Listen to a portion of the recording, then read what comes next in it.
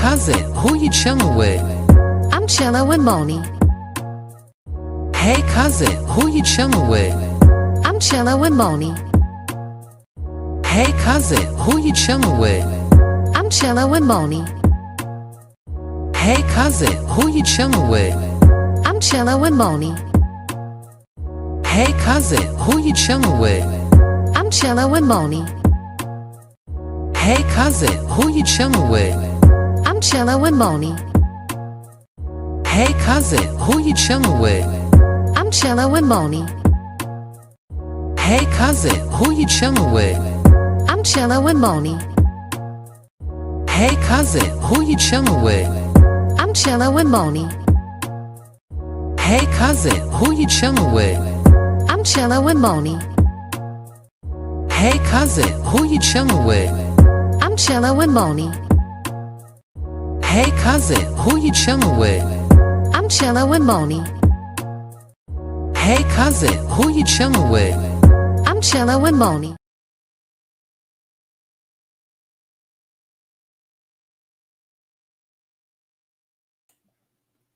Hey cousins, what's going on with y'all? Hope everybody is having a good day today. Please let me know if you can hear me. We are audio only right now, but let me know if you guys can hear me. Um yeah, I have some things. I wanted to come on here and just run my mouth for a little second to get these thoughts off instead of just tweeting it like I've been doing. Um, so let me know if you can hear me. If you can, thank you so much. Appreciate that. If you haven't already, please smash the like button for me as you come in. Helps me get into the algorithm and all of that. But I wanted to talk about three things basically. I wanted to talk about, of course, Drake filing his notice of appeal. Right now, there's this trending topic with no rap songs being on Billboard um, in the top 40 since 1990. And then I wanted to talk about Doechii and black men because I'm noticing a reoccurring theme in my videos whenever I talk about her. So I wanted to talk about these three things, get y'all's opinion, how y'all are feeling about it. So yeah, um, I won't try to, keep y'all long or anything like that. I just want to, like I said, get my thoughts off. Um, but let's see who's up in here before we even get started. Appreciate y'all joining as well. Kwani is here. What's up, twin? We got Regal Love in the building. What's going on? Unapologetic. Thank you as always. One of my mods holding it down. Also, smash the like button. Danette George is in the building. Rizzo. Hey, Jaira. El Paulino is in the building. Instigator GH. What's going on? STC1. What's up? What's up? Hey, Yanni. How's it going? Groovy Tony in the building. What's going on, Star? What's up? Hey, TT.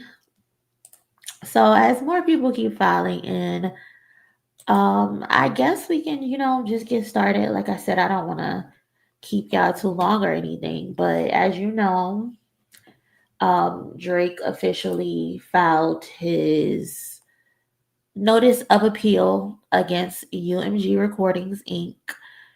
And he's moving, basically, he wants to move his dismissed lawsuit to the U.S. Court of Appeals for the Second Circuit. The filing was made on October 29th, which is today. I'm pretty sure you guys have seen this already. I'm pretty sure my girl Absa has gone live and spoke about it, but it's not really much in these three three pieces of paper. But like I said, the filing was made on October 29th, 2025, just before the 30-day deadline by his legal team, Wilkie Farr and Gallagher LLP, and he's appealing the October 9th ruling from the Southern District of New York, the ruling that dismissed his case over diss track's lyric that he believes labeled him a quote unquote certified pedophile, right? Um, Basically, Aubrey, he's not ready to concede. He's not ready to give up. He doesn't want to concede defeat. So he's going to keep trying and he's going to keep trying until he gets something that he wants. But I don't think it's ever going to happen.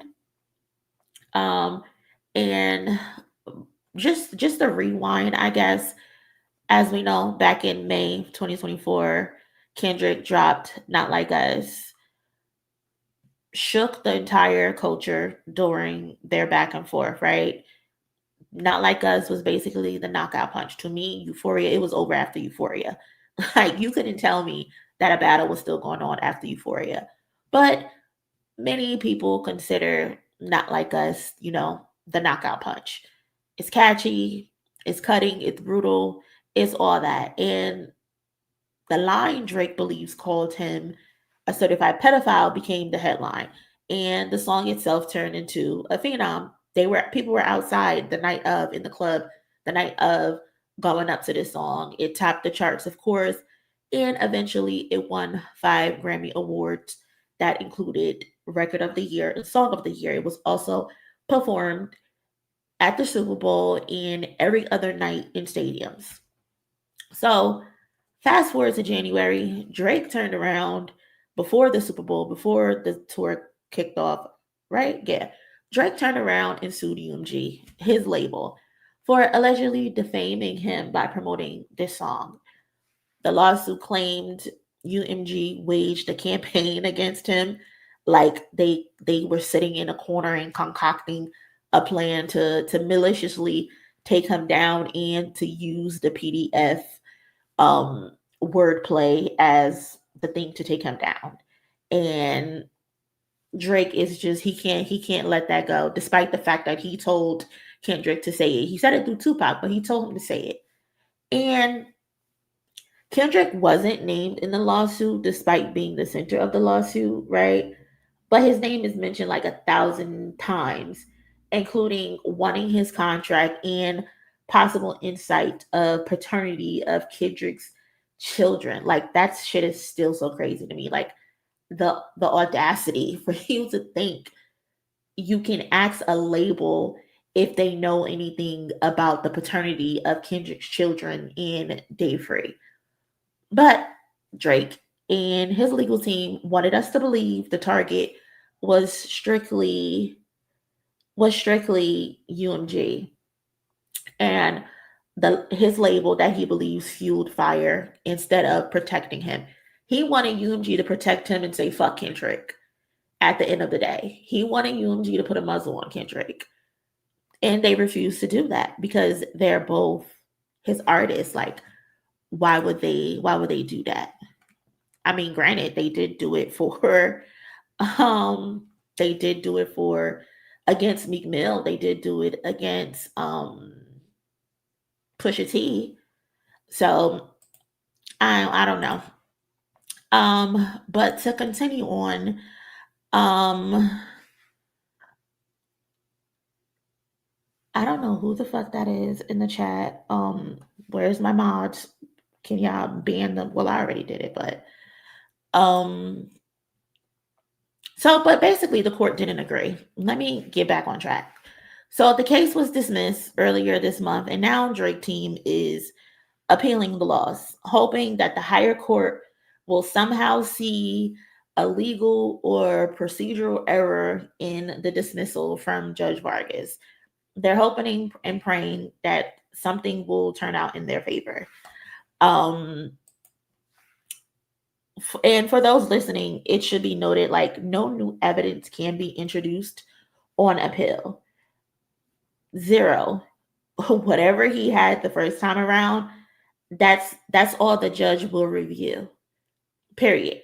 And that needs to be clear because when you have propaganda and false hope being pushed through narratives because of Maul from Rory and Maul, he's telling his fans, oh, Drake has more evidence in his back pocket. Like they're leading you guys off of a cliff. They want you to keep returning to their podcast because they know you guys are hoping that something good will come from this. So now they're pushing this narrative that Drake hasn't presented all of his evidence, which just simply isn't true. Like, if Drake supposedly had this evidence he's holding on to that could prove his case, why wouldn't you present it? Why wouldn't you present it? That just doesn't make sense.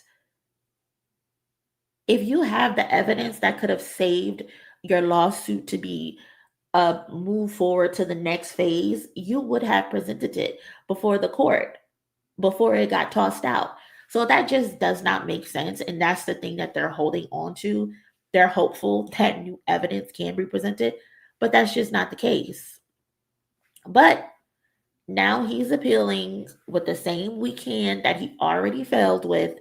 And to me, it just gives like this dude has an embarrassment kink.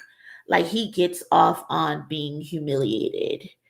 Like, you know how like on the show, the network TLC, where people, their kinks are like fucking their cars or being in relationships with themselves. I feel like Drake has a humiliation kink. Like he gets off on being repeatedly embarrassed. And it's just crazy. Like I don't get it. You would think someone with common sense would say, okay, let me just chill and let me just go away for a second. But no, he wants to repeatedly be humiliated. And it's just so crazy to me. Like, granted, yeah, he's exercising his legal right. Sure, rock out, spend all the money you want to spend, do your thing. But every move seems performative than it is strategic. Like, there's no real logic going into any of this to me.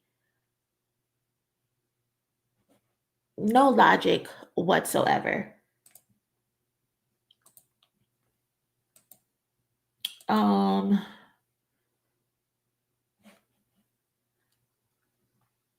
and also too, like, let's not let's not skip over the timing of all of this, right?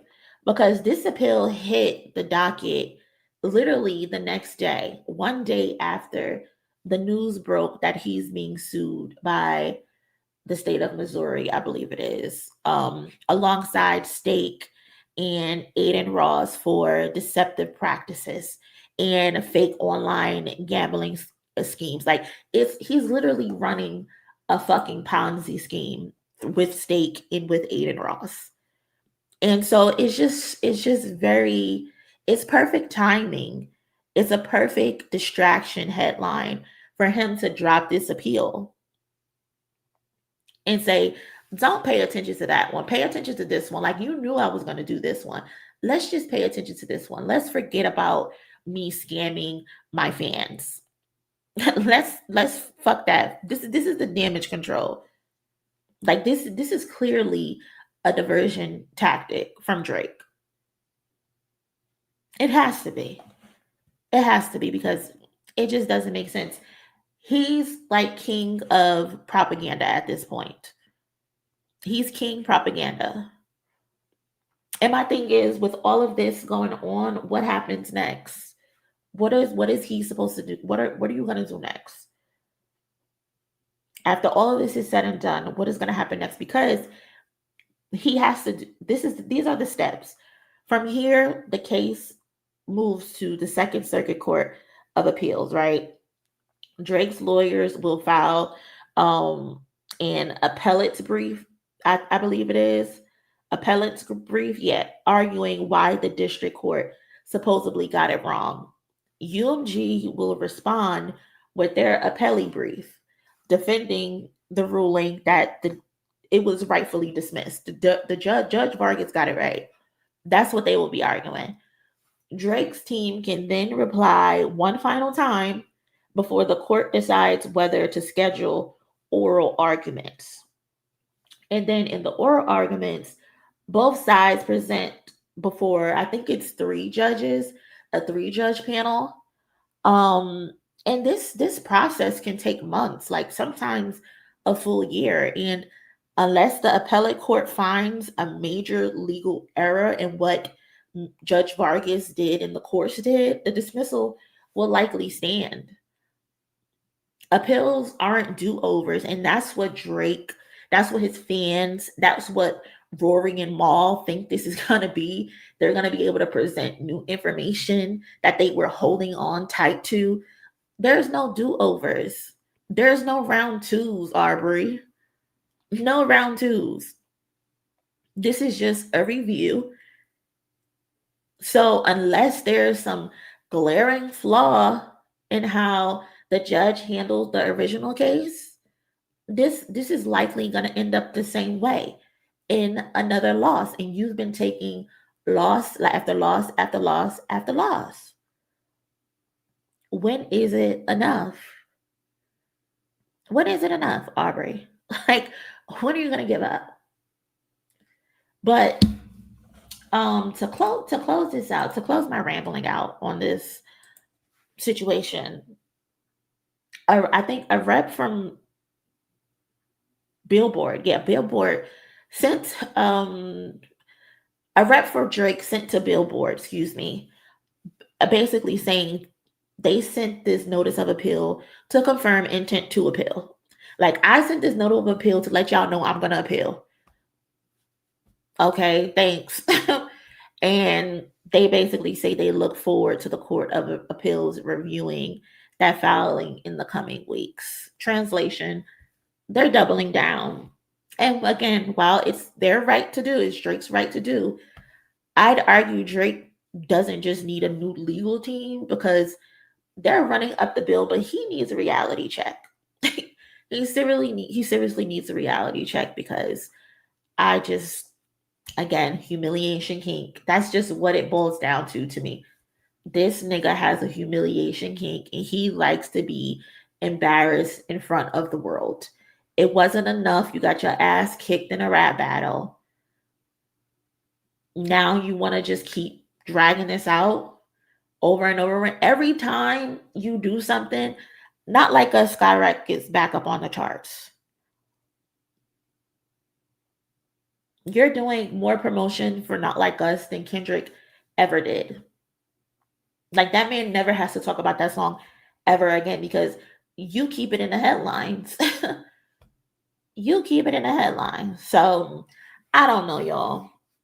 I don't know what y'all thinking. Like, is this appeal even like a genuine fight for justice, or this is just a distraction for the chaos surrounding him? Like, this just gives distraction.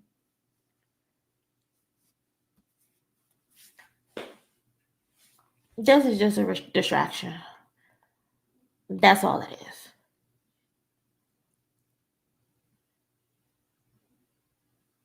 Like, his fans want him to feel like, oh, this is Drake and us versus the world.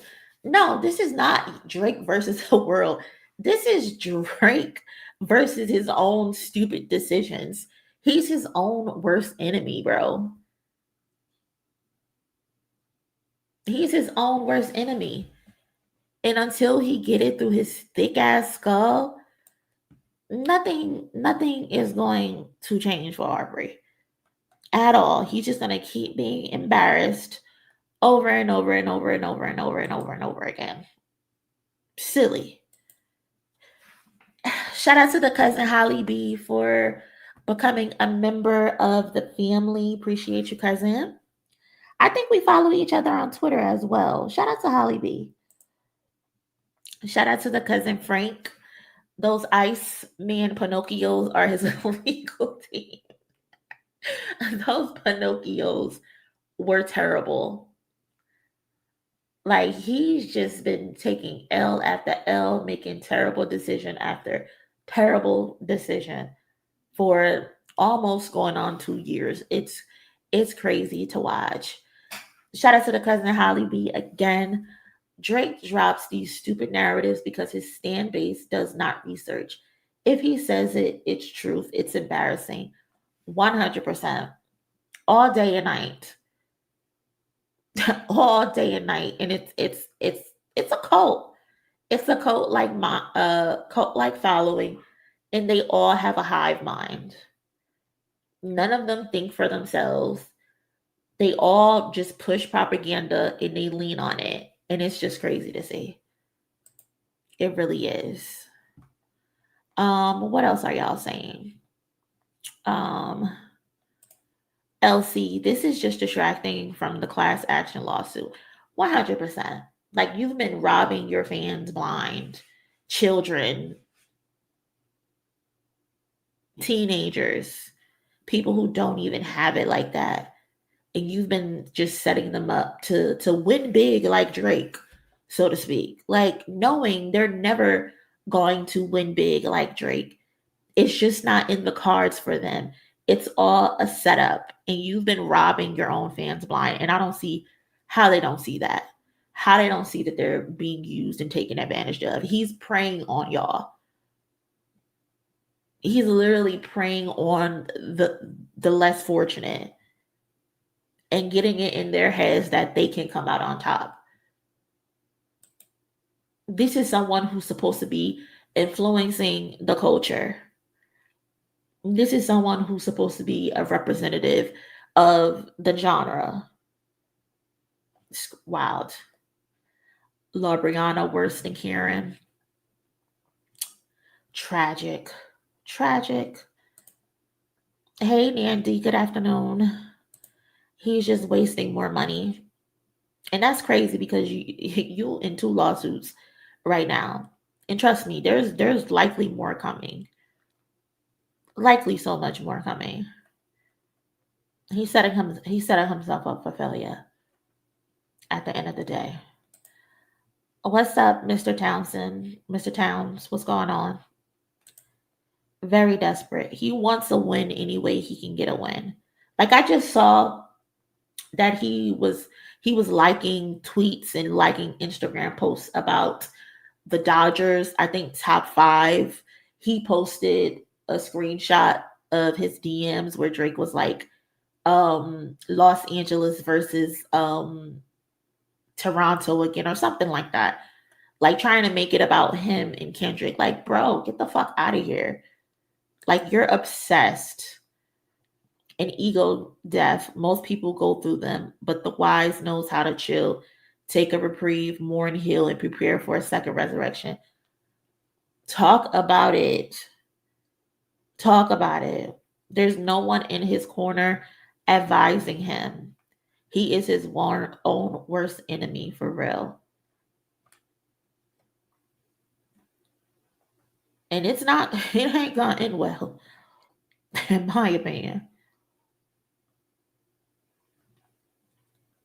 It ain't gonna end well. The GOAT having the only rap song on Billboard right now. Listen, great transition, Kwani. You're a little delusional, but great transition. Appreciate that from you.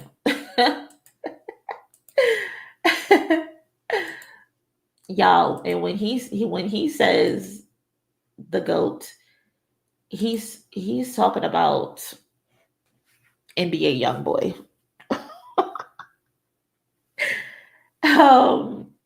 If you haven't already, please smash the like button for me. I would really appreciate that if you can, as it it helps us get into the algorithm and all of that. Looks like we got over 100 likes, so thank y'all so much. I appreciate that. Hey, pretty Mimi, what's going on, cousin? How I'm Delulu. He's number 43 on Billboard. We're gonna get into that, buddy. We're gonna get into that. I said you delusional about him being the GOAT, but I'm gonna let you have that because I know how much you love him. So I'm not even gonna argue with you. I'm really not. I'm not gonna argue with you. So I'm gonna let you have it. You got it.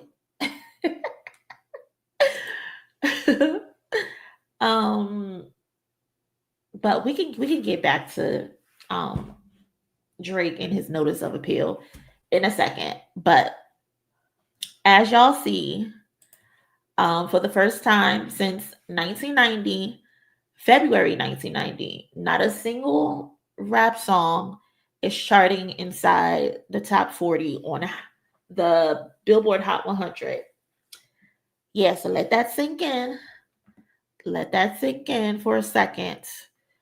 35 years of dominance, and now nothing in the top 40. So, my question is, how did we get here? How did hip hop, how did rap get here?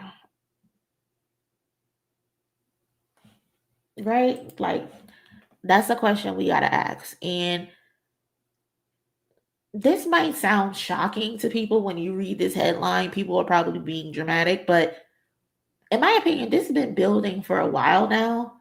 Like, this isn't just about streams or hits, like, it's about what's being valued in the culture to me. Um, in my opinion, it's just like it's too easy to be a rapper today. It's so easy to be a rapper. All you need is a decent following, an okay beat, and a machine will push you. Seriously. That's all you need. Talent, fuck having talent. That's optional. You don't need to be talented to be a rapper these days. Or an R&B singer. You don't even need to sing these days.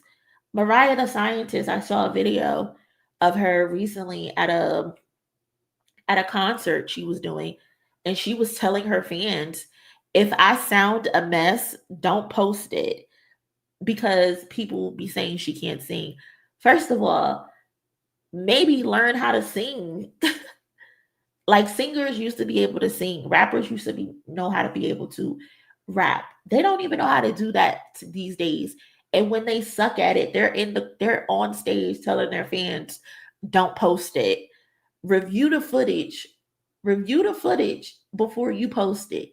And make sure I sound good. Don't embarrass me. You're embarrassing yourself. Like, what the fuck is that about? Today, talent optional. Having a love for the craft. I remember when rappers, singers, right? Even the pop artists, as kids, they used to come up and they would practice, they would want to be singers. They would want to be entertainers. Now, you could just find a motherfucker on the street and be like, hey, I got a song for you to rap it, and we're gonna make you a star. Like, people don't even love the craft. They just do the shit just to do it. Like, we've reached a point where being popular matters more than actually being good in the music industry. And that's so sad to me. That's so sad to me. And no other genre lets anyone just walk in and set up shop like we do in hip hop. Anybody can be a fucking rapper at this point, no matter your race, anything. If you say you want to be a rapper, the openness is just there. Now it's just it's being exploited. Labels, they're pushing oversaturation. Fans, they rewarding familiarity over skills.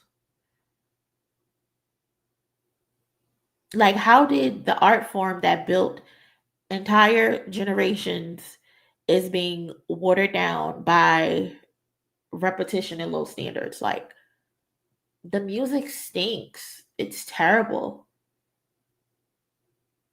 Nobody can make a hit record to save their fucking lives. They're taking samples and not even remixing the samples. They're just adding on top of the existing sample. And with this tweet right here, I noticed automatically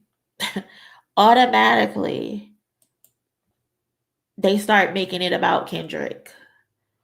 Like, let's clear that up for a second, because headlines are misleading, comments are misleading. Just, I think a week or two ago, there was posts like, oh, Kendrick fell off the Billboard charts. Y'all not telling the truth. Y'all not telling the facts.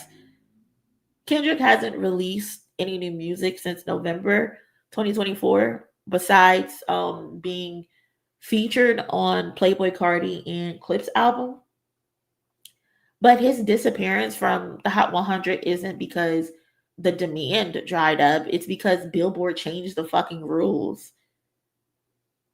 That's why he was off the charts.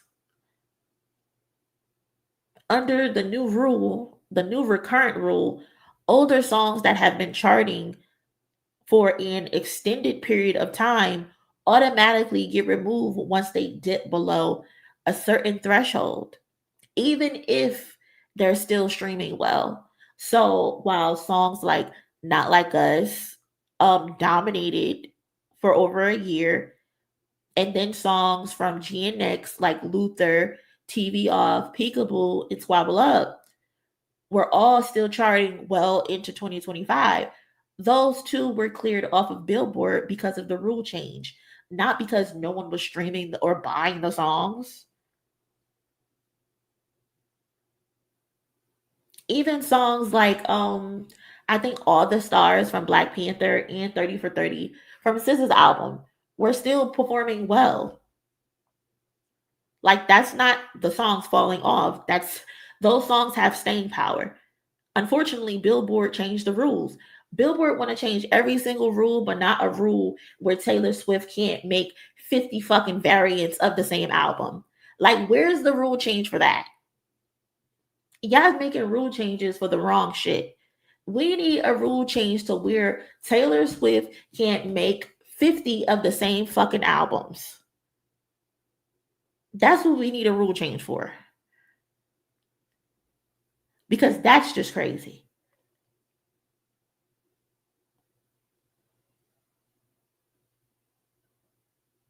So when people are like, oh, Kendrick fell off the charts, they're pushing these headlines, they're sending these screenshots. The truth is, it's a technical reset, not a reflection of cultural relevance or public demand.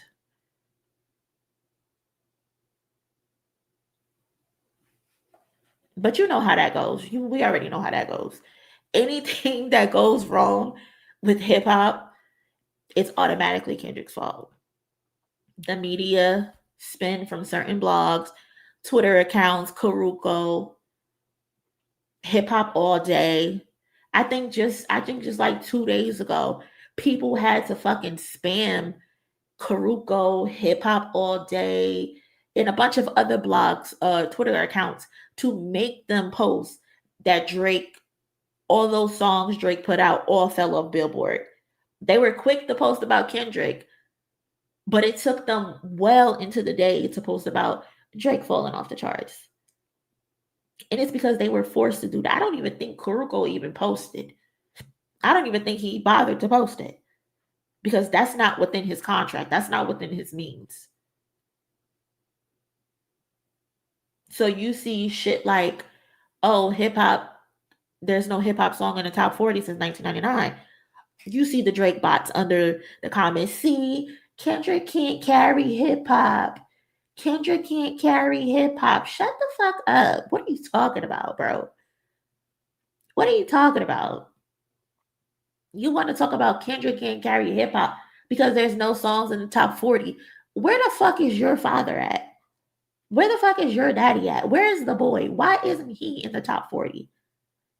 Why the fuck can he release an album in February, release all these songs, and all of them fall off the charts? Not because of the recurrent rule. There's a difference. Let's be clear. Kendrick's songs fell off because of the new recurrent rule. This motherfucker fell off because the songs fucking suck. There's a difference. Y'all want to talk about Kendrick can't carry hip hop, all while ignoring the fact that your boy has contributed nothing worth a damn to the genre in the last 3 years. He's contributed nothing that's moved rap forward or added to his or its legacy. Like, come on, like, cut the projection, bro. Cut the projection, cut the deflection. Just stop. Y'all are so loud online, but your favorite artist has been musically stagnant while Kendrick's impact still shapes conversations, charts, and critical acclaim nearly a year after its release. Like, if we're going to talk about it, let's talk about it and let's be factual. And since we're on the topic of Drake, let's just stay there then. Again, over 40 songs, probably 50 songs since March 2024. And not one truly has stuck. Like, that's crazy. This is supposed to be y'all's hit maker. This is who y'all crowned the hit maker. But he can release nearly 50 fucking songs and none of them do well. When y'all talk about, oh, he's the most streamed rapper, yes, he's the most streamed rapper because his fucking catalog is ridiculous in quantity, not quality. I would expect someone who has a machine behind them and has nearly triple the amount of songs that his peers have to be the most streamed rapper. I would expect that. Like, you literally, the what did I miss song was able, I think it went number 2 on Billboard, but it was due to streaming parties and overnight sleep playlists by his fans. Mind you, same fans who want to talk about people botting, but y'all are literally on the timeline on Twitter admitting you guys are botting. Like, who the fuck puts a song on a loop while you sleep? Like, that's a mental illness. That's crazy. That's alarming. That's scary. So y'all are putting together streaming parties, overnight sleep playlists, and then the shit still free falls the next week. Like, and don't come in here saying I'm hating. I don't want to hear that shit. It's not hate. It's not a lie. It's data.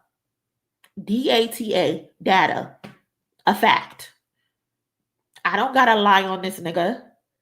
The proof is in the data.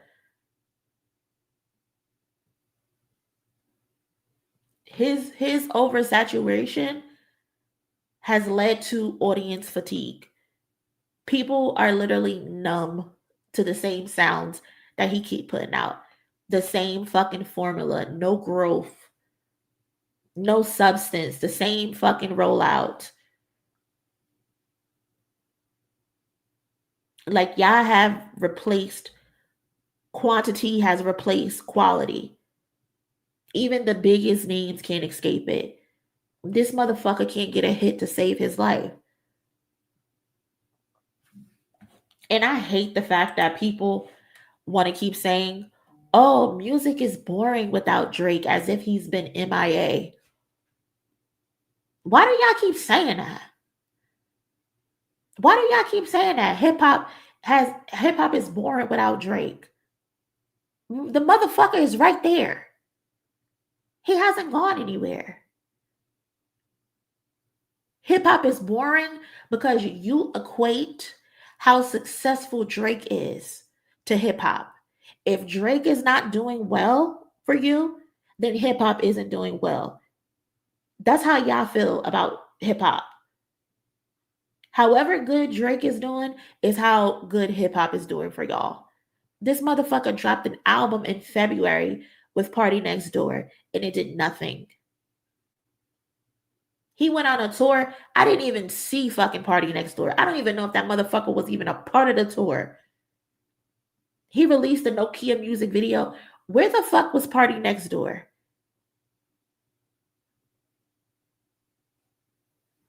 That was supposed to be an R&B album. That shit sucked.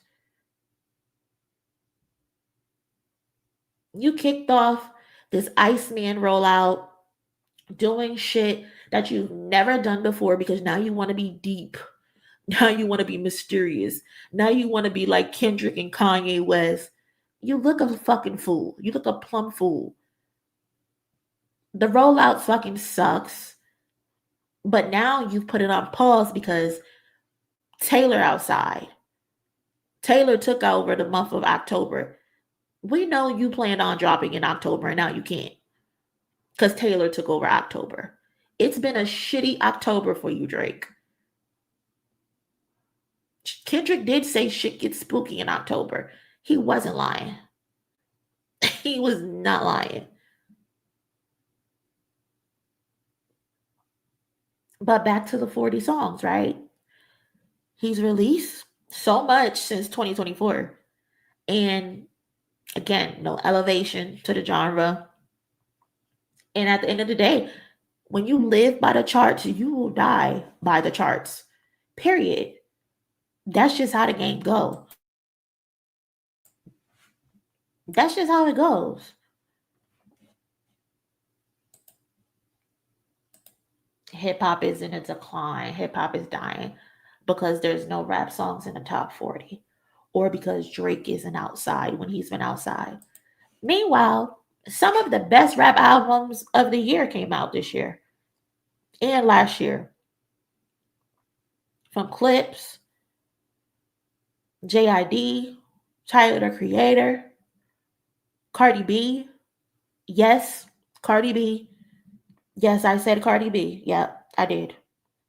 Cardi B actually released a rap album that wasn't oversaturated with pop hits. But I know how y'all get when it comes to Belcalis. Y'all don't want to give her 10s, but I'm going to give her 10s. Chance the Rapper, he dropped. I don't like his album, but a lot of people do. Alchemist and Spready Gibbs, they also dropped as well. Good albums were released this year. But because there's no Aubrey in it, you motherfuckers don't want to listen to it. You motherfuckers can't comprehend it. These albums are being slept on because the average listener today isn't consuming rap. They're consuming pop rap. Dramatic beats, screaming hooks, grunts, flash over substance. Y'all are consuming bullshit and not the real shit. This new generation of fans don't respect the greats or the craft. They do not. They don't. They idolize going viral and no versatility. That's what they equate being good to, is going viral. Lil Baby, Young Thug, I don't give a fuck how y'all feel about Future. I don't like him. NBA Youngboy, Kwani, I know you love him. I don't like him. Yeet, Glorilla, Playboy Cardi, they're all popular. Sure, I get it. But can they carry rap? Fuck no. They can't carry rap. Popularity isn't the same as power. They're good for whoever they're there for. Young boy shutting it the fuck down every other night. Motherfucker walking around like he's this generation's Beyonce. Not music quality, but star power. These little kids go crazy for this motherfucker. But that's good for young boy. That's not good for the genre of hip hop. That's good for a subgenre within hip hop. That type of music is not putting hip hop back where it needs to be. I'm sorry, but it's a fact. Little Baby fucking crying a couple months ago because he can't rap no more about trapping and shooting people. Like, what? What are we talking about, bro? I can't. And Young Thug is just fucking Young Thug, like a waste of space. I don't fucking know. But like, these are the people who we have propped up as the face of hip hop. Back in the day, you actually had to know how to fucking rap These people are just popular and that's it. Back in the day, you were popular and talented. And that shit just blows my mind. It blows my mind. It really does. It really does. And also, let me address this. Let's address something else. People keep saying, oh, this decline is because of the beef between Kendrick and Drake. And a lot of y'all just sound dumb. This decline has nothing to do with Kendrick and Drake. Hip hop was already declining. Like, y'all sound dumb when y'all say that. And that's honestly a normal thing for some of you. Like, you always sound dumb. But no, the decline isn't because of the fucking beef. Hip hop was already in a decline long before the battle even happened. I've said it on my channel before. Like, let's not fucking rewrite history. Before January 2024, Jack Harlow was the fucking face of hip hop. Jack Harlow was the face of fucking hip hop going into the new year. Jack Harlow's Lovin' on Me was literally the number one rap song, the number one song in the world on December 3rd, 2023. Ice Spice was being branded as the face of female rap. What? Why? Why?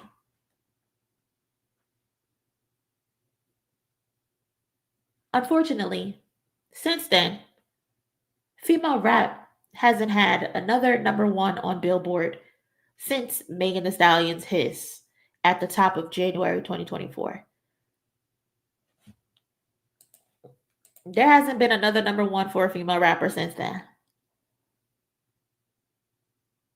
We're all the way into about to be November 1st, and no female rapper has come close. Doechii tried with Anxiety, but y'all ended up kicking her back in after asking for the fucking song. People were begging for the song. She remade it, put out the music video, climbed all the way to number 9, and then everybody said they hate the song now. This song can't even get a proper label classification. They can't even decide if this is a rap song or a pop song. It's a pop rap song.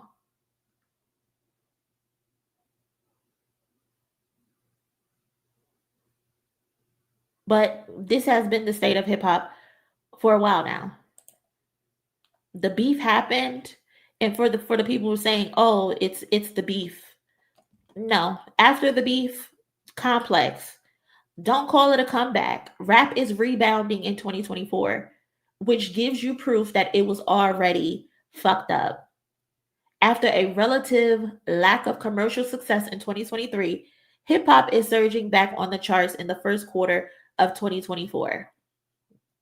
Say thank you, Kendrick. Another one by Billboard. Hip hop back on top. The state of the Hot 100's top 10 for 2024.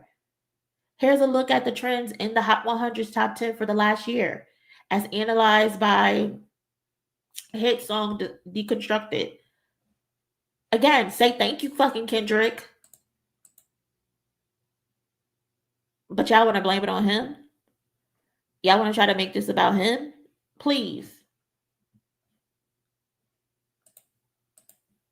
Like, I'm so tired of y'all just giving out opinions on shit instead of going with the facts. Stop blaming this shit on the beef. It has nothing to do with the beef. The decline didn't start with it. The decline just exposed it. The decline was basically exposed by the beef. Let's call a spade a spade.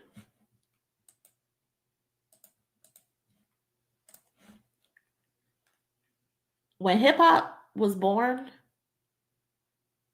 it was, and later on down the line, like it was about truth, it was about innovation, rebellion, and storytelling. Now it's just nothing but algorithms, short attention spans, and mass production. Like nobody's putting out things worth substance. And if they are, it's being pushed to the wayside. It's not getting the recognition that it deserves, you know?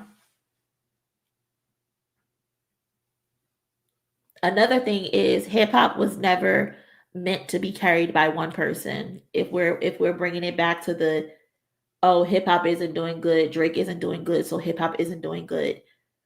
Hip hop was never meant to be carried by one person. Every era, of course, had someone leading it, right? 1999 was Jay-Z, but DMX and them was all also outside. So yes, of course, every era has someone leading it, but everyone else showed up and did their jobs too.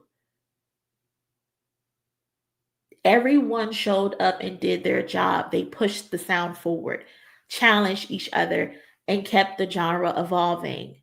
The balance is just completely gone. It's just one person, and y'all are leaning on one person. Kendrick came back outside and revived the genre, but instead, everyone else got scared because now they have to push their pen. They can't just deliver a bunch of bullshit. So niggas ran inside and tucked their tail. Like, are y'all not gonna participate? Are y'all not gonna participate? You don't want him at the top, but none of y'all are willing to step in front of the bullet. I mean, Joey Badass tried, but he failed. He failed, but at least he fucking tried. The rest of you niggas is pussy. Y'all scary. Y'all ain't got confidence in y'allself. We got one person doing the heavy lifting while the rest of y'all chase clout, play internet games, and y'all are not perfecting y'all craft. We need y'all to be the perfecting y'all craft. We need y'all to be back in artist development. We need y'all in school because half of you motherfuckers can't even read. Don't know how to write complete sentences. Kendrick never claimed to want to carry hip hop on his own. He wanted to be an example of what other artists should be doing. So now, when one person steps back, goes on tour, leaves you to sit with the music, everyone else is lost, and now the whole genre feels empty. Like this is a systemic failure, not a Kendrick problem. We want the baddest rappers on the floor. What Coach D said from Bring It, I want the baddest heifers on the floor. These new generation of rappers suck. We ain't really got anyone to put on the floor.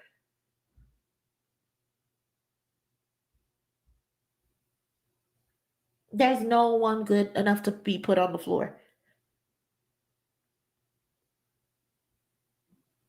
And again, if there are, they're being suppressed.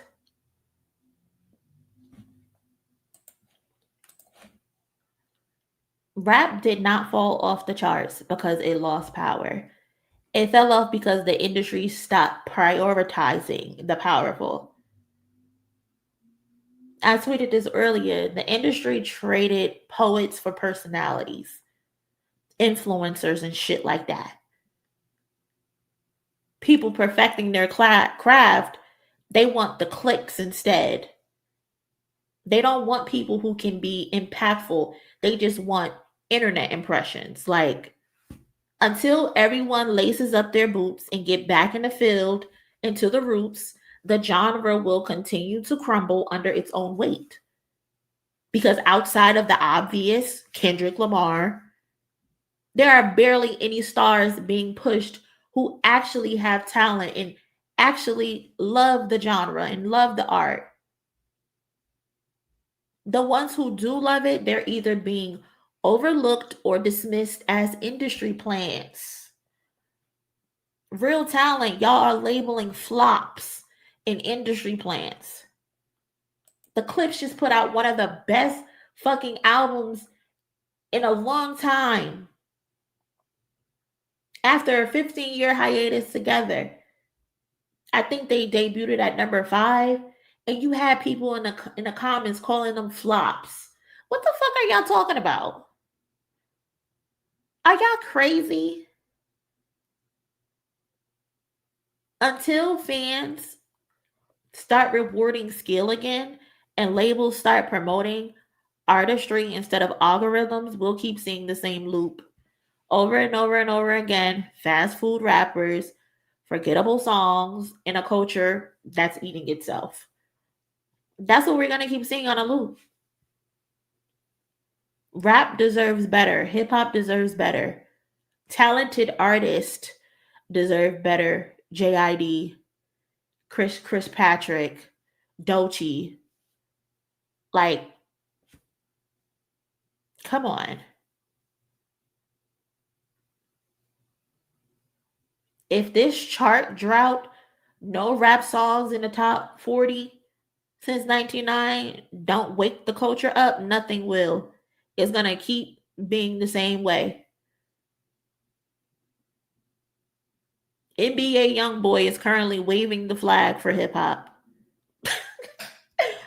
Again, no shade, but that says a lot. That says a lot. We're cooked. BBQ chicken. We're fucking cooked. Shout out to the cousin Raphael for supporting the channel. As always, thank you so much. Shout out to Lone. Is this what Kendrick meant when he said he wanted to watch the party die? Yes. He said you gotta burn it down to rebuild it. He said that and watch the party die. It has to crumble to be rebuilt. We gotta get all of the spoiled milk out the fridge and replenish the fridge with substance, with food and energy that matters. We gotta push JID. We gotta push Chris Patrick. We gotta push Doechii. We gotta push MONIE LOVE. Like, this is exactly what he means when he says watch the party. I think it's time to watch the party die. Get these motherfuckers out of here. Top to bottom. They gotta go. Thank you so much for the donation. Shout out to the cousin Star as well for the donation. Thank you. Bring back the importance of albums. With streaming, it lowered the bar for albums but leveled up the field for singles. Billboard needs to change that 100%. I agree as well, Star, because these people are just making playlists, right? They're just throwing a bunch of songs together just to stream well. Like, there's no reason why an album, music, should have 35 fucking songs on it, or however many songs it was. These people are putting nothing but a bunch of filler on these albums just to stream. But it proves how terrible the music is, because how the fuck can GNX, an album with 12 songs, is outstreaming music that has 35 songs? Like, that is crazy. That is crazy. That shows the stark difference between the quality of the music. Chromacopia also has, like, I think like 14 songs. Alligator Bites Never Heals has like 14 songs. Fucking Damn was released almost what 17, 18, 19, 20, 21, 22, 23, 24, 25, 6 years ago. Is in the top 5. Good Kid, Mad City. Like people, there are people who want substance. And then you have music. 35 fucking songs. You have Utopia. Graduation. Look at all these old albums. People are just going back to the old albums because the new shit sucks.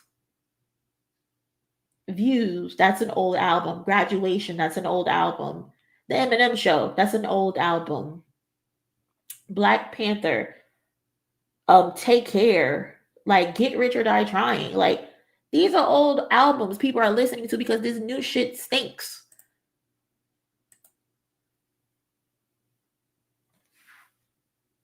Like this crazy.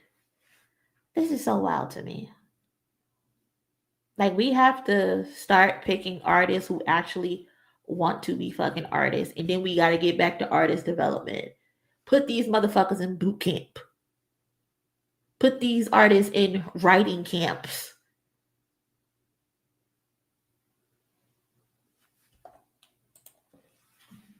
No regulation to streaming. No. Shit is crazy.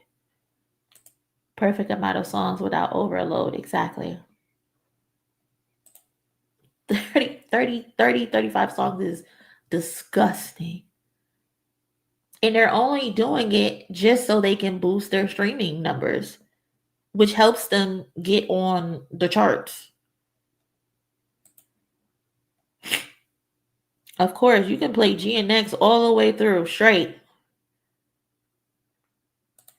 I've been playing The Alchemist and Hit You all week.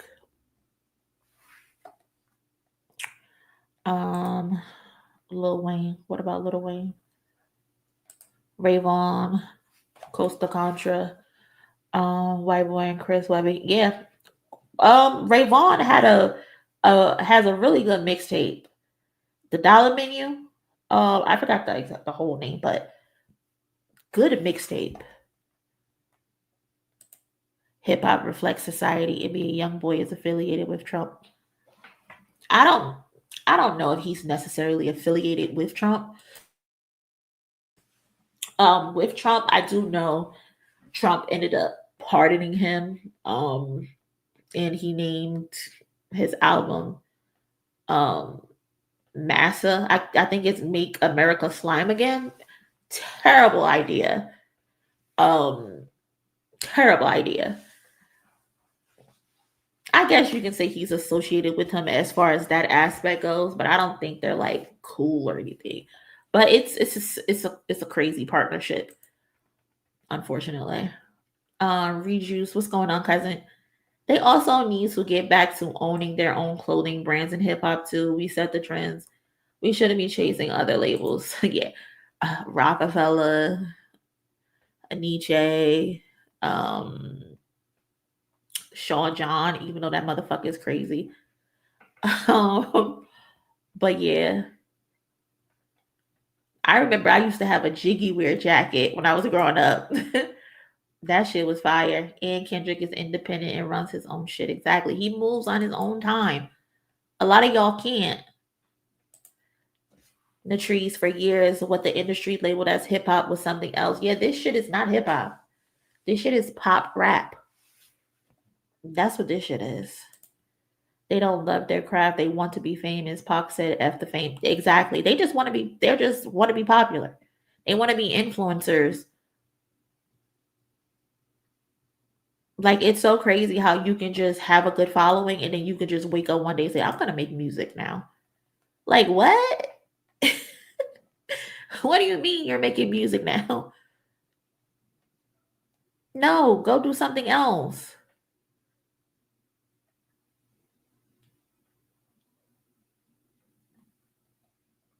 Mm-mm.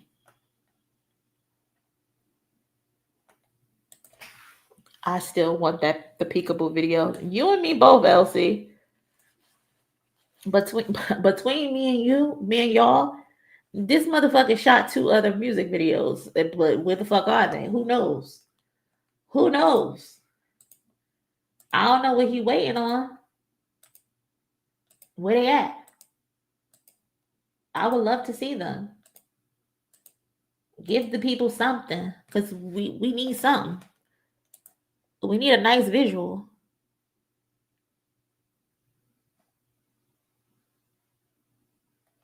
Hold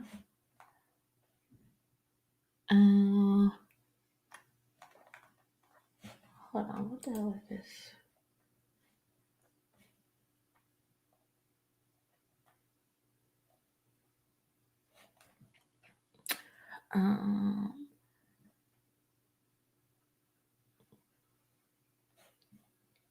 The tree said, I just want Kendrick to be happy. Oh, I think Kendrick is more than happy. I think whatever his plan is that he has set forth, it's going as scheduled. It seems, it appears, at least from the outside looking in. Elsie, I wish we could bully him, girl.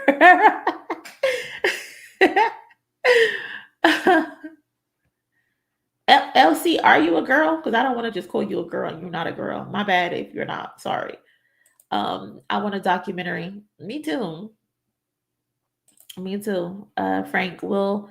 No, hip hop is back on top. If hip hop songs beat Mariah Carey in December, nobody is beating Mariah Carey in December. Nobody. Nobody is seeing Mariah Carey in December.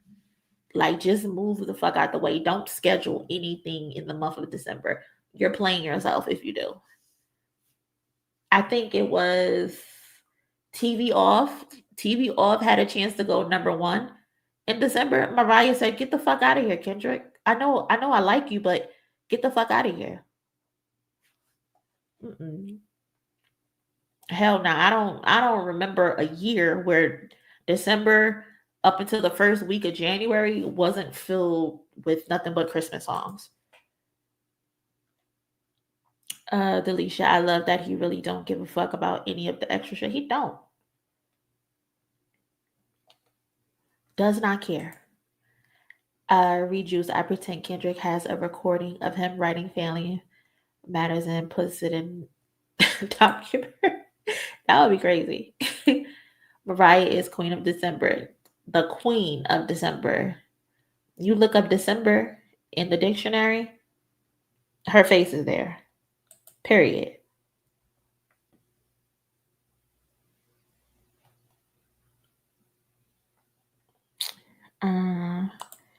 King Kel, whose album is titled as a question mark? Hold on. Let me Google it. I don't know. Hold on. Do y'all know?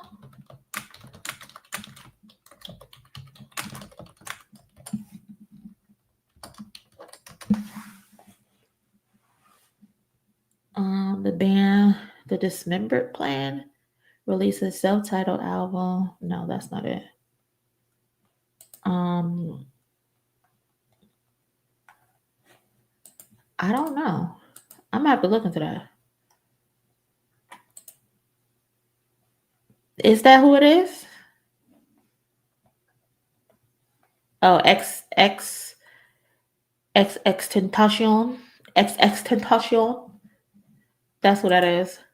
I wouldn't know. I don't listen to him.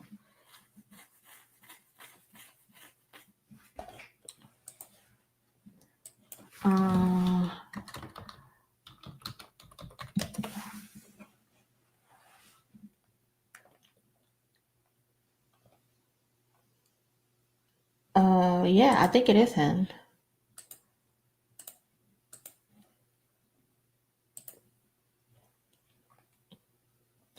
And my last topic that I got that I want to blabber about for a second is, so I've been seeing um I how I want to do this.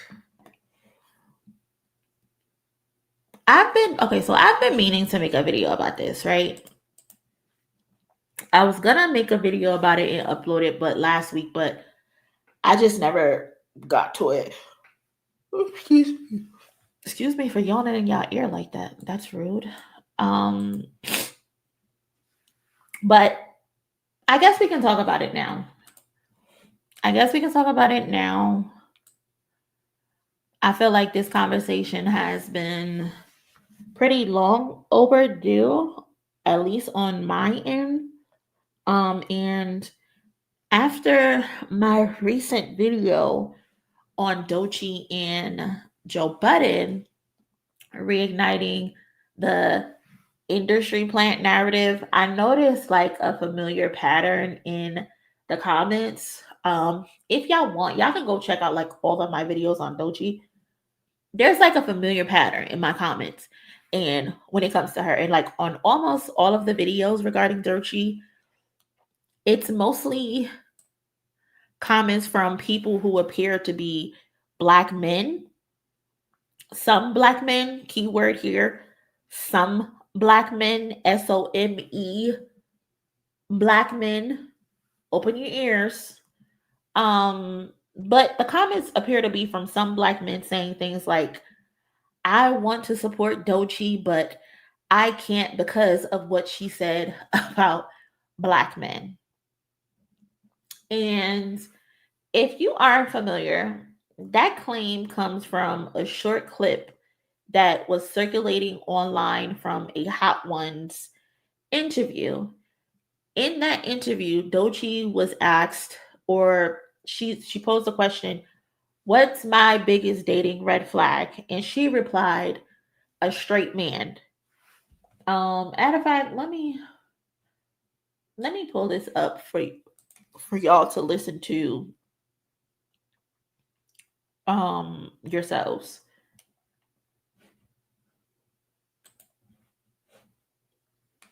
Now I sped it up. I sped it up a little bit for the copyright purpose. So y'all already know how that goes.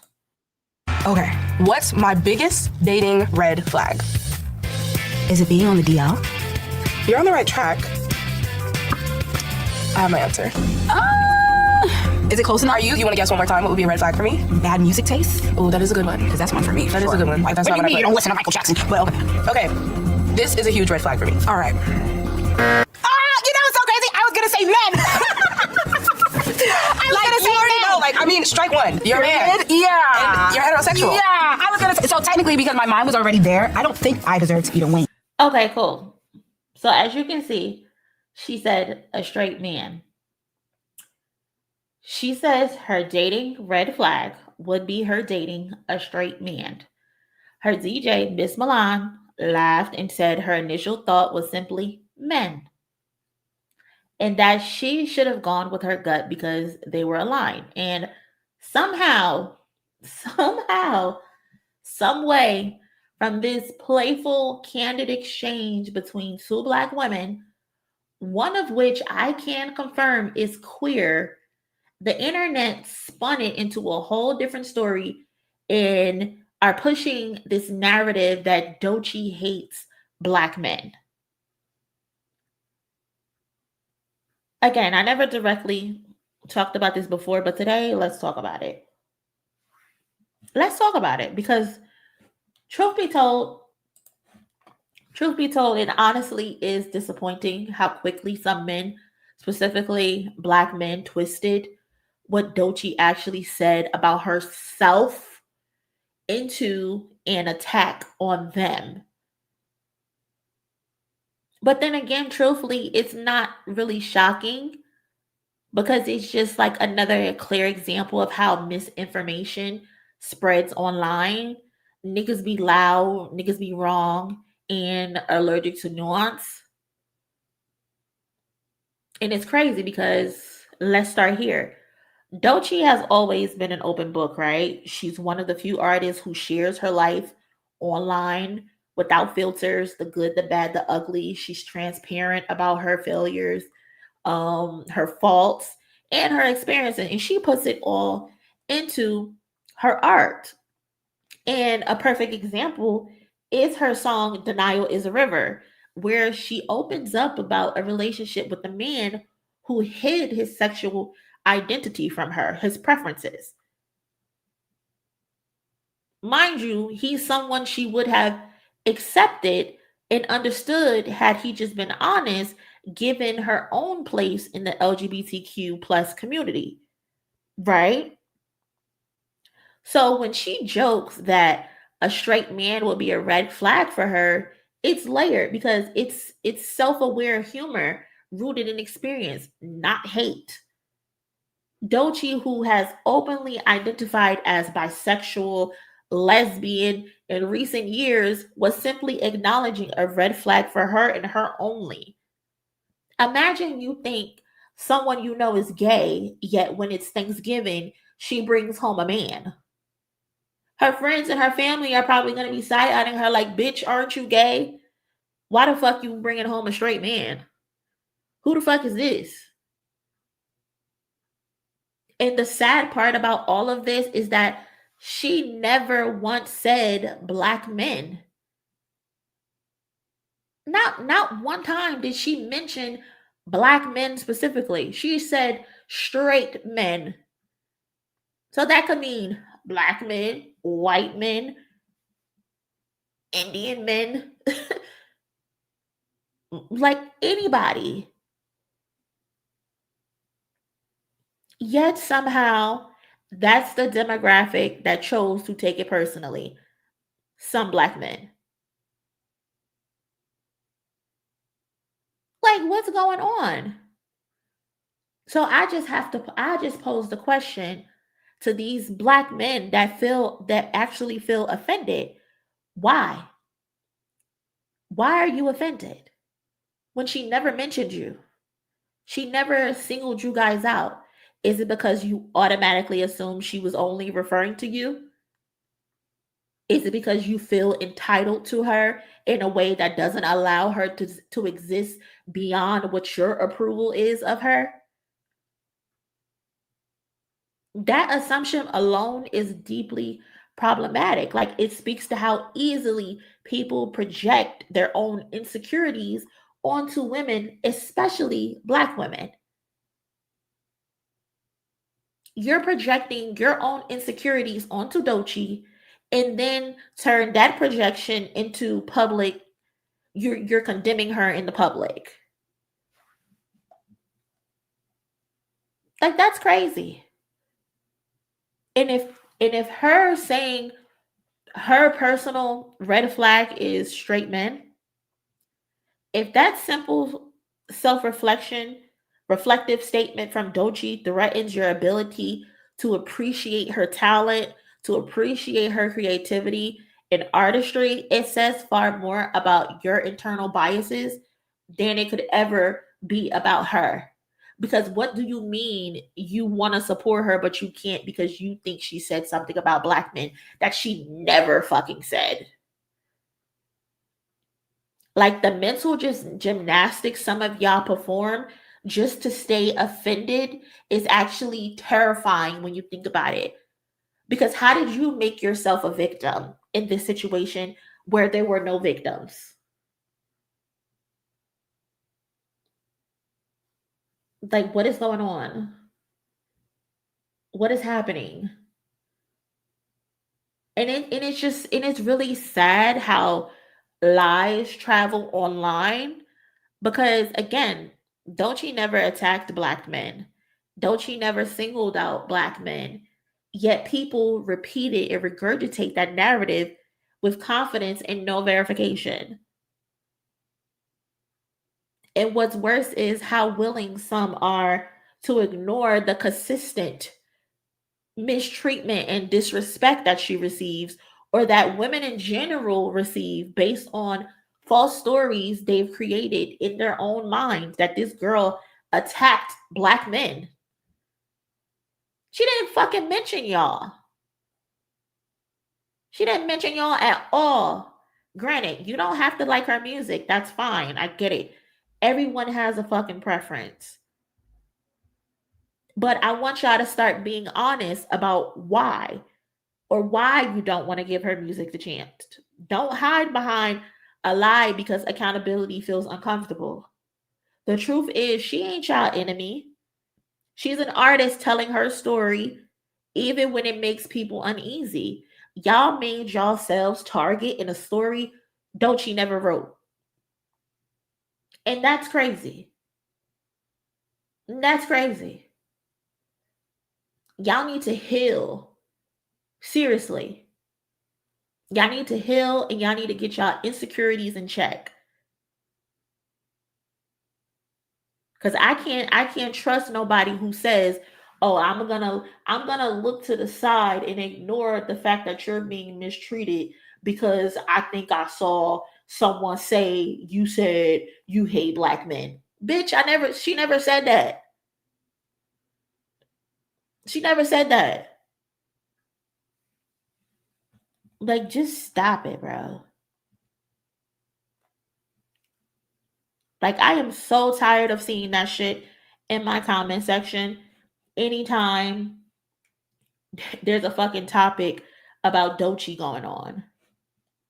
Oh, I want to support Doechii, but she said this about black men. No, the fuck she didn't. Shut the fuck up, you bozo. Shut up. She did not fucking say that.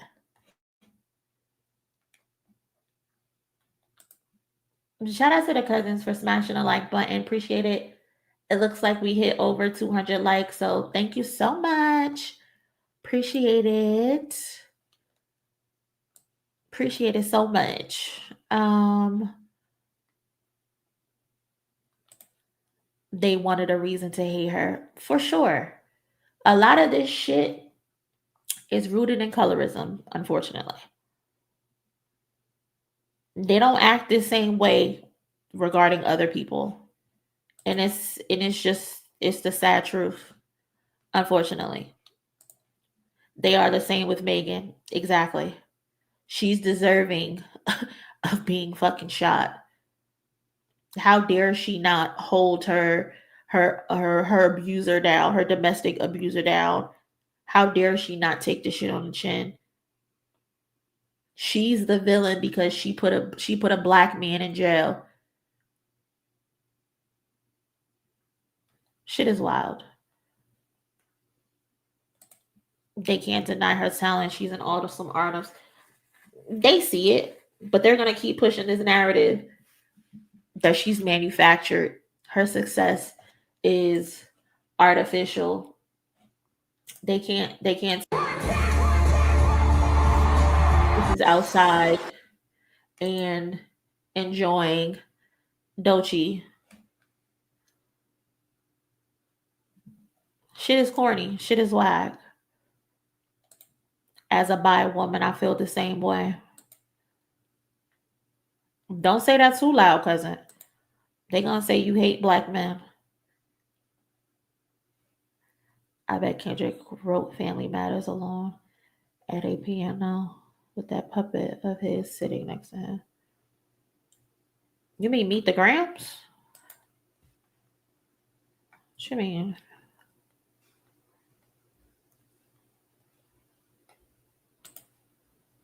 It's a huge part of it. All this talk about the sisterhood of failure, meanwhile, the brotherhood of hypocrisy appears to only want black women to be accountable. It's nasty. It's disgusting.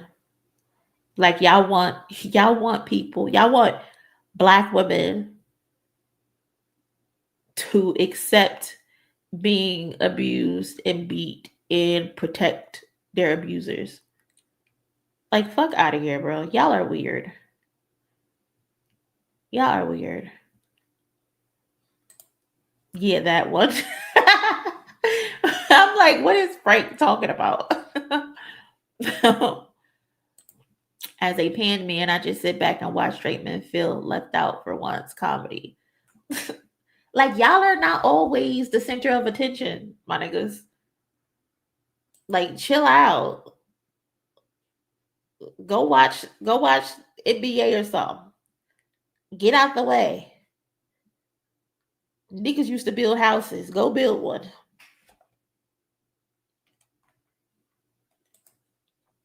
For real. Shit is crazy. As a lesbian, I don't support Doechii, but that's a matter of LGBTQ plus and feminist politics, and I still want her to prosper regardless of my opinion. Ink script, why don't you support Doechii? If you don't mind me asking, I'm curious.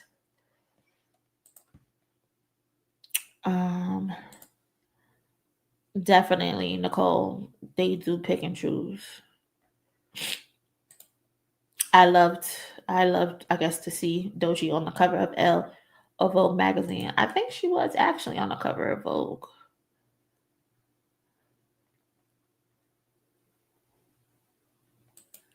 The only female rapper not held accountable is Nicki Minaj. I think Nicki is held accountable by people that's not the Barbs. The motherfuckers, she do no wrong according to the motherfuckers. If she tell them the sky is pink, the sky is fucking pink to them. But the people like us with common sense, we're not going for her bullshit.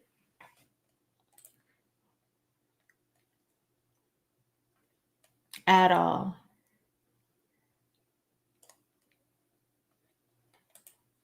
Nicki is overrated to me. I don't know if Nicki is overrated. Well, she's not who she used to be.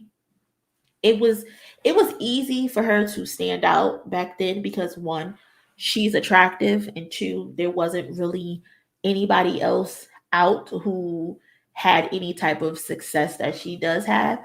But I don't buy into the thing that she's this lyricist person. She's not. Like that shit is a scam. Does she have talent? 100% she does. She has a good flow. She can ride a beat. Well, she used to be able to ride a beat and all of that.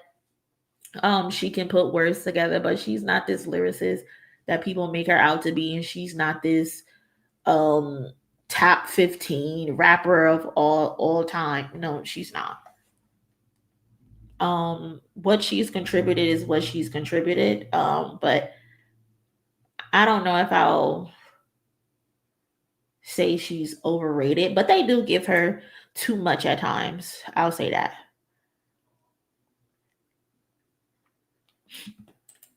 If I had $1 for every time a straight man cried on the internet, you'd be a millionaire. Black women have been the savior for too many years now. It's so tiring. Like it's so tiring. We gotta be strong, but then when we're too strong, we're defying the man. Like, which one is it, motherfucker? When Nicki put Malcolm X on the cover of her album, I lost interest in her music. She did that? Nicki got an album with Malcolm X on the cover?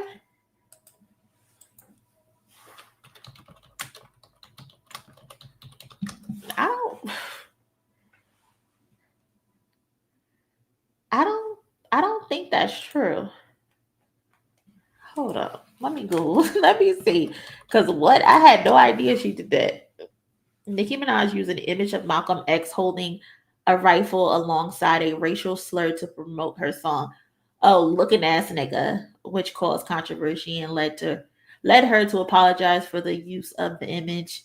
Minaj stated the artwork was not meant to undermine Malcolm X's legacy, but rather to spark conversation, and she apologized to the estate for the misconstrued meaning of the photo. First of all, why would you even think this was okay? Hold on, y'all. Why would you think this was okay? This bitch is nuts. Looking ass nigga is the song, and then you have Malcolm X looking out the window. What is your problem? What is your fucking problem, bro? I don't know what it is about Young Money where they think they can just use people's name, image, and likeness without consulting with their family or their estate. Like, who gives y'all the power to think y'all can do that with no consequences? The fuck? This is crazy. I can't believe I didn't remember this happened.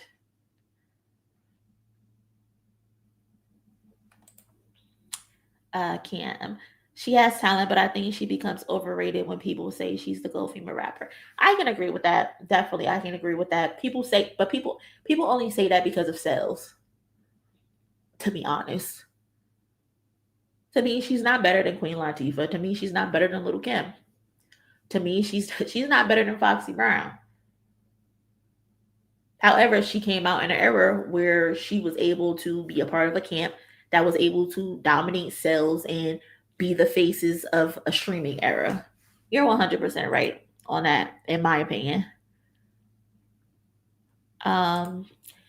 Ink script. So in the LGBTQ world, there's been a lot of lesbian erasure going on, even in media.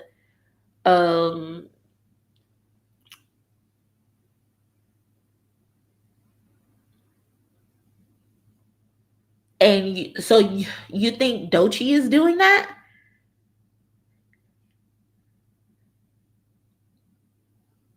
You think she's participating in lesbian erasure? That's interesting. Because I've never seen or thought that when I look at Doechii. That's an interesting point. I hold grudges. Me too, cousin. I love a good grudge, but I don't. I'm just curious because I've never seen that from Doechii, or that she's like, I don't know what, cosplaying or something. I'll choose Missy over Nicki any day. Missy is so now. Missy is somebody that's underrated. Even though she gets respect from like her peers and stuff like that, and like we know, but I don't think she gets enough praise. Like, Missy needs to be getting recognized as these award shows because she's done so much for the genre. She's done so much for hip hop, for R&B, for pop, producing, singing, rapping, films. Like, Missy is the entire package when it comes to a versatile female rapper. Like, Missy is one of the best.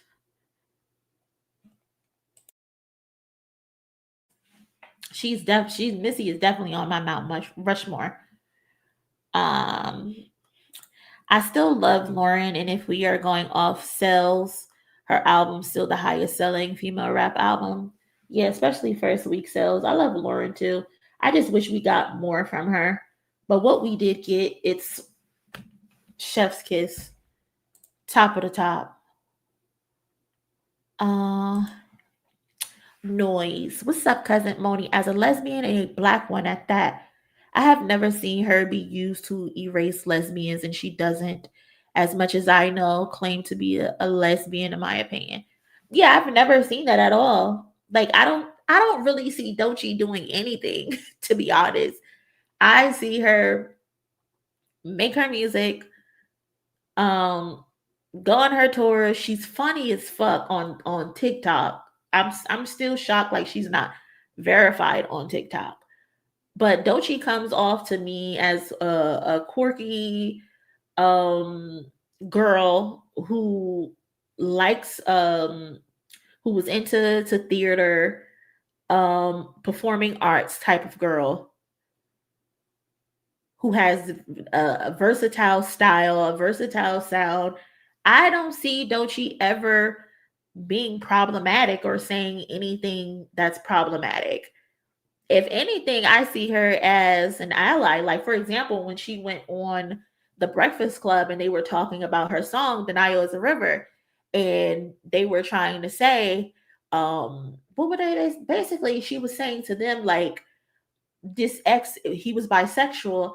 All you had to tell me was that you were bisexual, and I would have accepted it. And Charlemagne was on it like, yeah, it's not cool for a guy to be bisexual. And Doechii's like, fuck out of here. Like, I'm cool with that. I had no issue with him being bisexual. The issue was that he didn't tell me. If he would have told me, then we would have been good, and I wouldn't have been shocked by it, you know? Like, again, I don't know. I don't see everything, right? But the things that I do see, I don't ever see Doechii being problematic. So I don't know. That's why I'm asking questions, because maybe there's something that I missed. I don't know. And with Doechii, everything that she does gets so magnified. If she would have said something that was disrespectful to the girls, to the gays, it would have made headlines. But again, I don't see everything. So that's why I'm asking, trying to understand, because I don't know. She seems like a good representative to me from the outside looking in. Each album that Missy made was completely different from each other, even the eras where she switches up her clothing style. 100%. There's nothing problematic. Yeah, I don't know what I missed. I don't know. Missy was in the audience watching Doechii at the ATO show. I did see that, but can I be honest with y'all? I don't think that was Missy. I think that was someone who kind of looked like Missy, because be real, y'all, if Missy Elliott was standing in the middle of a concert by the sound booth, people would have noticed. There's only one reported sighting about Missy, and that's from that one video that keeps being replayed. I don't think that was Missy. It didn't look like Missy. It looked like someone who favored her, but I don't think that was Missy. Personally, I could be wrong though. Trust me, people know fucking Missy.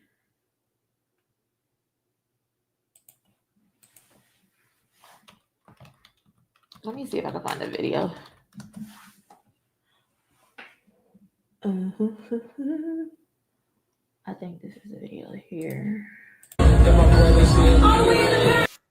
This is the video right here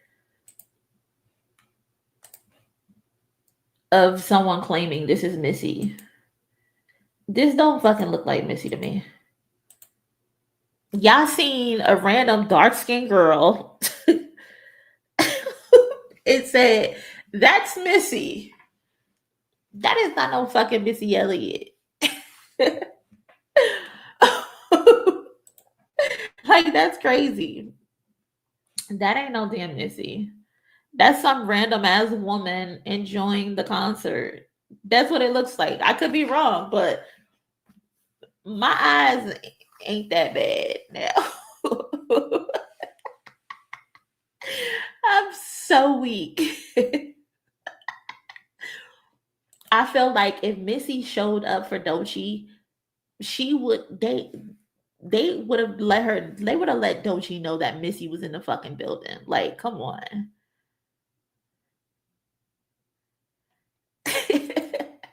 That would have been amazing though, if she would have pulled up. That would have been fire, because Doechii is kind of like a mini Missy when it comes to like versatility. Both can sing very well, both can rap, both have those out of the box style. Granted, Doechii is a lot more sexier than what Missy Elliott was, but as far as like her clothing style, clothing choices, but both very talented. That reminds me of the meme where people put up pictures of bald black men and ask if that's breaking abs. Oh my god, this is crazy. This is funny as fuck, yo. That is definitely not Missy. Y'all are crazy. Oh my god. For real. Missy's long lost sister. I can't. They seen that lady and said, Missy. That's Missy, and I'm sticking to it. That's fucking hilarious, bro. I know Missy probably seen them tweets like, that is not fucking me. Who the fuck is that? That is not me. What else is going on? So I only had those three topics to talk about. I was gonna share it, but I was like, there's not enough hype for Missy. Plus more to share it first. I seen that shit on Twitter. I'm like, because I was gonna share it in the Discord too, in under the tab, but I'm like, that ain't Missy now. I know Missy. Oh, if you're not in our Discord, you should definitely join the Discord because would love to have you in there. Did y'all see the Glow and Meg stuff? Sigh. It's so unfortunate what's happening between Glow and Megan from this. Hold on, let me see. Oh, Rah Ali responded to Nicki. I'll get back to that. Let's talk about Glow and Nicki first. I mean, Glow and Megan first. Hold on, let's get that out the way. So from my knowledge, right, Megan. Let me see if I can find a picture.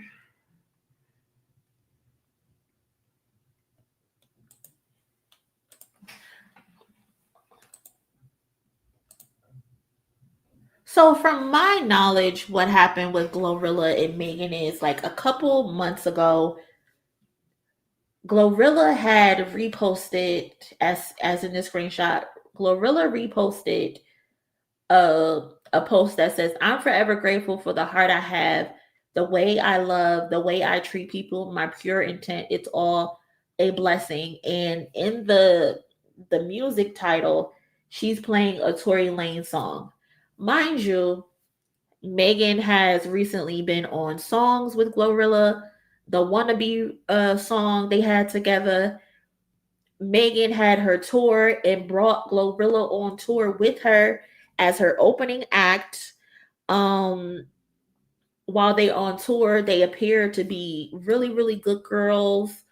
They perform on award shows together, as you see in this picture where they're hugging each other. So it appears like they have like a really, really good friendship. They support each other.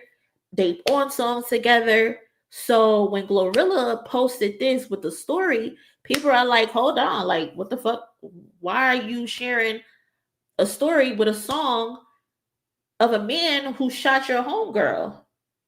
Like, why are you doing that? What's up with that? And she came on it, was like, oh, it was a mistake.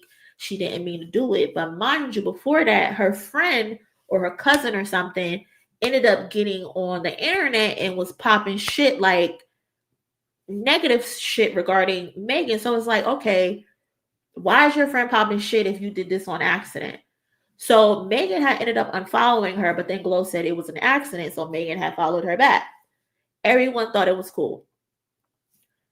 More recently, there's been like a lot of other things that people have been pointing to.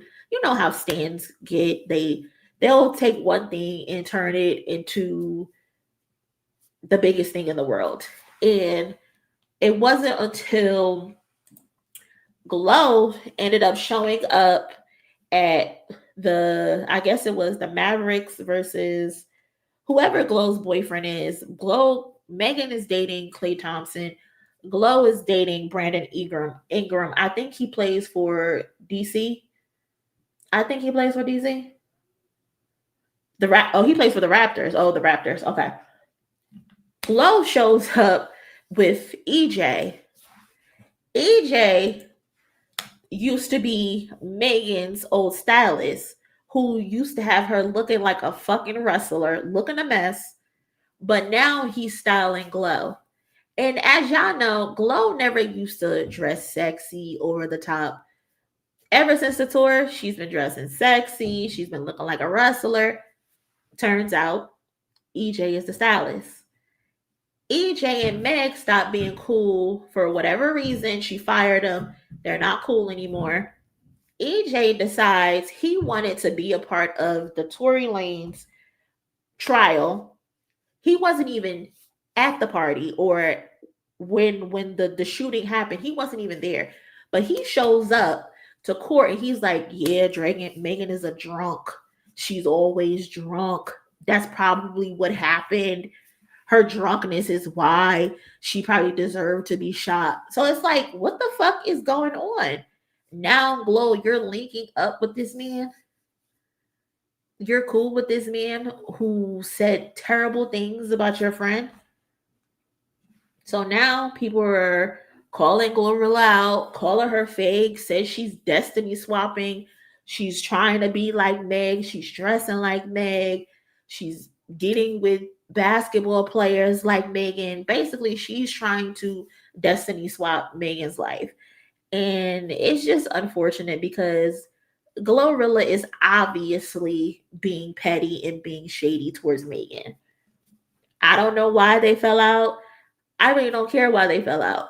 But it's just a very weird situation because I think Glorilla also liked the tweet that said that Megan was mad because she outsold Megan first week. Mind you, Glorilla sold 69K first week. Megan sold 65K first week. So it's only less than a 5K difference. Keep in mind, Glorilla, you're signed to a major label. Megan is not. Her only major connections is to Roc Nation, and they are her management. They don't deal with her music. So what do you mean she's mad you outsold her first week? Megan had the better pre-sales than you. So no, that's not how this goes. That's not how this works. And for you to be popping it like that over someone who puts you on an arena tour is crazy to me. It's crazy to me. When they say biting the hand that fed you, this is literally an example of that. Again, I don't know why they fell out, but it all looks very shady from Glorilla's part because even if they did fall out, no one would have known, especially off of Megan's part. Megan doesn't go on the internet. Megan doesn't like shady tweets. Megan doesn't let the world know that she has an issue with somebody. Megan doesn't do that. Everyone knows that there is some type of issue because of Glorilla. So you can't tell us you don't do internet shit, but all you've been doing is internet shit. Because why would you like that tweet? Why would you post that song? Why are you cool with someone who got on the stand and said Megan is a fucking drunk and she deserved what happened to her? Or made light of what happened to her. I don't think he verbatim said she deserved it. But he used her alcoholism against her as a weapon. That's fucked up. That's fucked up. Even if I'm not cool with somebody no more, after being cool with them, I'm not linking up with their ops. Corny bitches do that. Corny bitches do that. Why are you linking up with bitches who don't like me? Because now you don't like me. You're a fucking loser. You're lame. You're corny.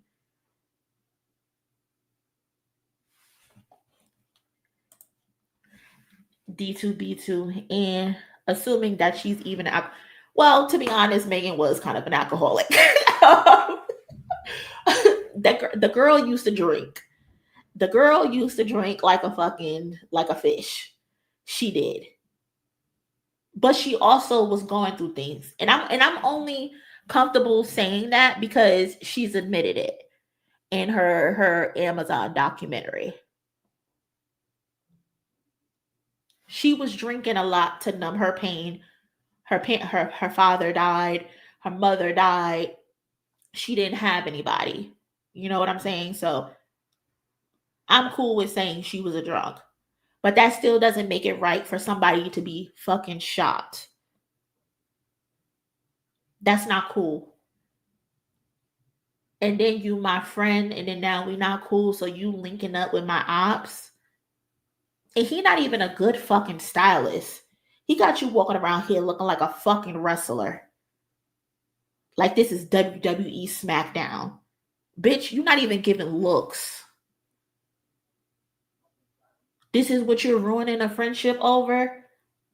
To be styled by a nigga who pulled looks from Fashion Nova? What the fuck are you doing, Glorilla?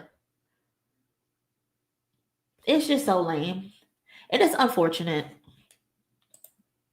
I just hope Megan doesn't respond to this. This shit is not worth responding to. At the end of the day, it's really not. It's not at all. Just continue doing what you're doing. Continue pushing your song. Even though I'm not a fan of the new song, continue pushing it. There's people out there that do like it. There's people out there that do enjoy it. There's people out there who do like that pop that pussy part. Me personally, I ain't feeling it. But still, keep pushing it. Keep showing up for your man courtside for his basketball games. Live your life. Fuck whoever else got a problem with you. Fuck it. It don't even matter. Don't allow people to use you for engagement. Because that's what it's seeming like. That's what it seems like at this point. Because how dare you go from me putting you on tour to you getting bold enough to like a comment saying I'm jealous because you sold more than me first week by $4,000. How are you stupid? Bitch, are you okay? Are you fucking okay? You're delusional. You're signed to a major label. You're under Yo Gotti. Why is your first week sales only 69K? Since you that girl, your numbers should look way better than that. Megan was able to get 65K first week sales by herself under her own label. Exactly. Silence is the best response at times. No hate, just indifference. It comes in threes for Meg. It's crazy. D2BT, the numbers, Meg would still be making out because she gets a much larger cut of her sales. And if she had more poor sales, Meg is eating good, and she did. That's a fact. Oh, shit. My bad, y'all. I'm sorry if y'all heard that. I dropped my headphones. That's a fact. That is a fact. And I'm so tired of people bragging on the first week sales. What is your album doing after the fact? How is your album doing after the first week? Doechii, for example, first week, Alligator Bites, Never Heal, 11K. Currently, well, out after Cardi dropped, best-selling rap album, female rap album. Like what? Who gives a fuck about the first week sales? What is your album doing long term? Longevity is important. Exactly, D2B2. First week sales do not tell the whole story. It just tells the first week. It just gives us the first week. That's it. GMX did 319K first week in November of 2024, and it's still the best-selling rap album in 2025, minus the sales that came in 2024.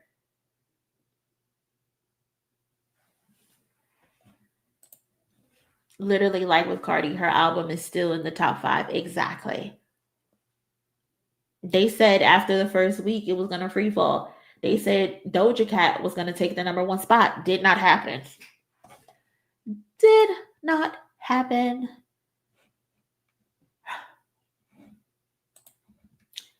King Kel for first week always contain the bot said that like anybody could do well first week. I want to know what your album is doing a year later. How is it living up to the hype a year later? Cardi's album was pretty fucking good, not even gonna lie. D2B2, me and you, we agree. We agree. Everybody else want to be giving Belle Khalees a hard time. I don't get it. I think her album was exceptionally well. Her album was good. Let's see what Rah Ali had to say. Rah Ali sent a message to Nicki Minaj, I'm assuming. If you don't know, Rah Ali is one of Nicki Minaj's lapdogs. I guess you can call it. I first learned of Rah Ali on like Love and Hip Hop or some shit. I do remember her also. She fought what the fuck is her name? Fly Tatted Sky on what the fuck is that show that was on VH1? The tattoo show, Black Ink. She fought her on Black Ink, and then she linked up with Nicki, and when Nicki and Cardi had got into it at that event, Rah Ali, I guess she tried to sneak Cardi B or something like that. Basically, Rah Ali has made herself a lapdog. So now she's sending Nicki a letter or something. So it says, Nicki, throughout the duration of our friendship, I have been nothing but loyal and genuine. And while you don't get a reward for doing what you're supposed to do, you certainly shouldn't get penalized for it. Even if you're going through a hard time right now, I can't allow you to destroy me and the business I've built. See what happens when you're a lapdog? They only use you when you're needed. I can't tell you how much it saddens me that you've now decided to turn on me, the person who was actually in your corner. You've empowered and even given license to others to spread deplorable lies about me, smearing my character and throwing away the friendship. To be lied on by someone you don't know is one thing. For it to come from you is unimaginable. You have put me in so many people who care for you. You have put me in so many people who care for you and have rooted for you at risk. Miss Onika Tanya Mirage Petty, let's stop playing games with our lives. If any of these allegations were true, we'd be having a very different conversation, wouldn't we? Show the evidence or apologize instead of sensationalizing headlines. Get offline and seek help. Reclaim your peace, your time, and your crown. Rah. Ciao. I think Nicki like accused her of stealing or something. Let me see if I can get the full story. Hold on, y'all. This is what happens. This is what happens when you're a lapdog.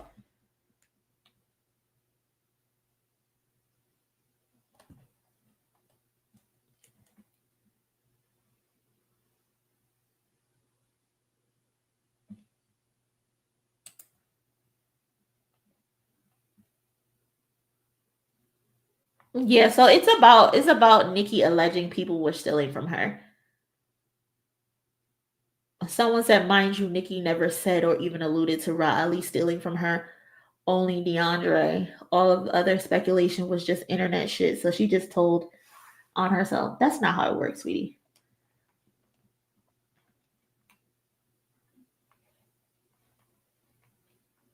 So Nicki has been accusing people of stealing, basically. I don't know. She's going after everybody except for that man who she lives in her house with. Like that's who her true enemy is, her husband. Nicki needs to get the help that she needs. She needs to get off the internet. She needs to stop letting those barbs influence her to say and do stupid shit. Like she really needs help for real. I don't feel bad for Rah Ali because you were willing to be a lapdog. You were really willing to insert yourselves into beefs that were not yours. You were willing to fight people who you shouldn't even be fighting. Like, why are you and Cardi B in the airport and Cardi see you and she run down on you and bop you in the head? Like, that's crazy. You are fighting people's battles who would never fight for you. Who would never fight for you. And now you're upset because her and her fans are insinuating you stole from her. Live with it. Live with it. You deserve it. You deserve this shit. But cousins, I'ma head out. Appreciate y'all for talking and chilling with me for this last 2 hours. Appreciate y'all. Thank you to everyone who sent in a donation. I really do appreciate it as it helps the channel grow and all of that. Thank you for everybody who sent in a like. I hope y'all enjoy the rest of y'all evening. If you have it, check the description for the link to join the Discord because that's where we at when we aren't on the channel. And I will catch y'all in my next video. Y'all be safe and y'all have a good night. Hey cousin, who you chilling with? I'm chilling with MONIE. Hey cousin, who you chilling with? I'm chilling with MONIE. Hey cousin, who you chilling with? I'm chilling with MONIE. Hey cousin, who you chilling with? I'm chilling with MONIE. Hey cousin, who you chilling with? I'm chilling with MONIE. Hey cousin.